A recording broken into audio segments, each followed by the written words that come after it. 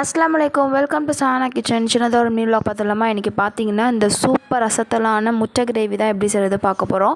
அதுக்கு முதல்ல பார்த்தீங்கன்னா கொஞ்சமாக மிளகு, பட்டை, லவங்கம், ஏலக்காய், அது கூடமா சீரகம் எல்லாமே ட்ரை ரோஸ்ட் பண்ணி தனியாக எடுத்து வச்சுக்கலாம். ஸோ பேன் ஆஃப் பண்ணிட்டு அந்த சூட்லேயே முந்திரி பருப்பும் கசகசாவும் சேர்த்து அதையுமே நல்லா ஃப்ரை பண்ணி ட்ரை ரோஸ்ட் பண்ணி எடுத்துக்கலாம்.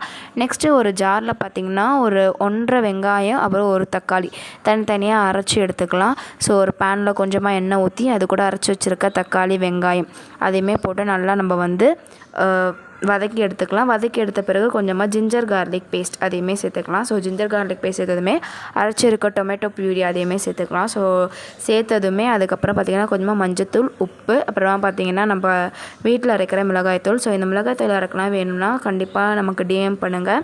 உங்களுக்கு நாங்கள் ஹோம்மேடாக ப்ரிப்பேர் பண்ணி தரோம். நெக்ஸ்ட்டு பார்த்திங்கன்னா கொஞ்சமாக கொத்தமல்லி சேர்த்து தண்ணி ஊற்றி நல்லா கொதிக்கிறப்ப நம்ம பாயில் பண்ணியிருக்க எக்கையுமே ஆட் பண்ணிக்கலாம். இது பார்த்திங்கன்னா நம்ம ஃபஸ்ட்டு ட்ரை ரோஸ்ட் பண்ணி வச்சுருந்தோம்ல, அது எல்லாமே நல்லா பவுட்ரு மாதிரி மிக்ஸ் பண்ணி இது கூட கலந்து எடுத்து சாப்பிட்டோன்னா அப்படி ஒரு சூப்பரான எக் கிரேவி.